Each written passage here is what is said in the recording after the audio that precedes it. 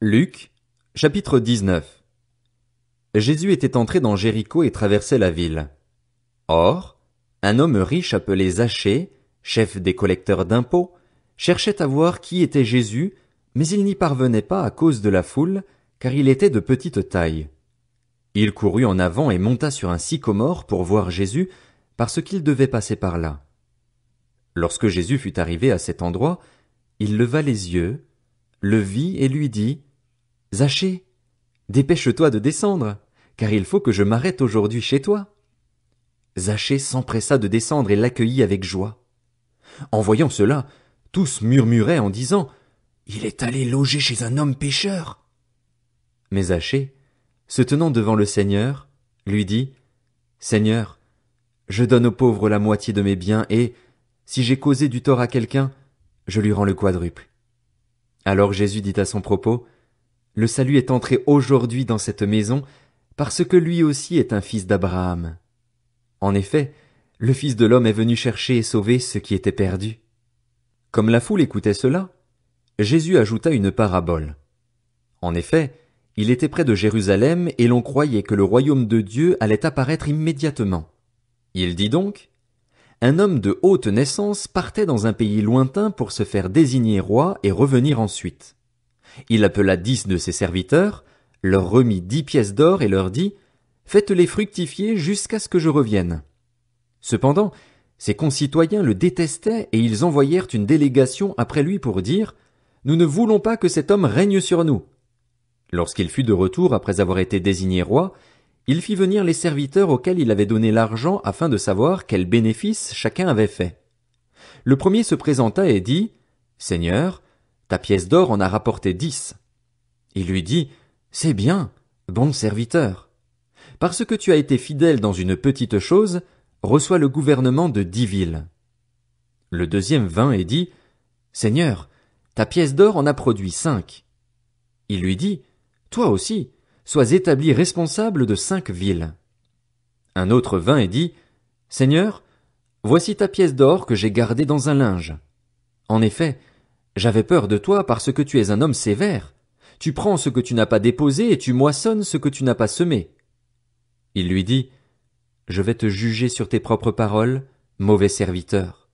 Tu savais que je suis un homme sévère, que je prends ce que je n'ai pas déposé et que je moissonne ce que je n'ai pas semé. Pourquoi donc n'as-tu pas mis mon argent dans une banque, afin qu'à mon retour je le retire avec un intérêt? Puis il dit à ceux qui étaient là: Enlevez-lui la pièce d'or et donnez-la à celui qui en a 10. Ils lui dirent: Seigneur, il a déjà 10 pièces d'or. Je vous le dis, répondit-il, on donnera à toute personne qui a, mais à celui qui n'a pas on enlèvera même ce qu'il a. Quant à mes ennemis qui n'ont pas voulu que je règne sur eux, amenez-les ici et mettez-les à mort devant moi. Après avoir dit cela, Jésus marcha devant la foule pour monter à Jérusalem. Lorsqu'il approcha de Bethphagée et de Béthanie, vers la colline appelée Mont des Oliviers, Jésus envoya 2 de ses disciples en leur disant: Allez au village qui est en face.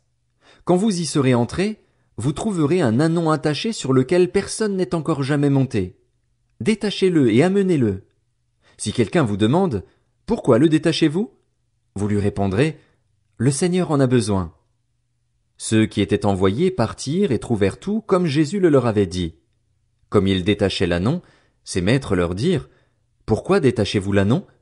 Ils répondirent: Le Seigneur en a besoin, et ils amenèrent l'ânon à Jésus. Après avoir jeté leur manteau sur son dos, ils firent monter Jésus. À mesure qu'il avançait, les gens étendaient leurs vêtements sur le chemin.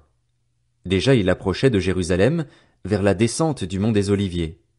Alors toute la foule des disciples, remplis de joie, se mirent à adresser à haute voix des louanges à Dieu pour tous les miracles qu'ils avaient vus. Ils disaient: Béni soit le roi qui vient au nom du Seigneur. Paix dans le ciel et gloire dans les lieux très hauts. Du milieu de la foule, quelques pharisiens dirent à Jésus: Maître, reprends tes disciples. Il répondit: Je vous le dis, si eux se taisent, les pierres crieront.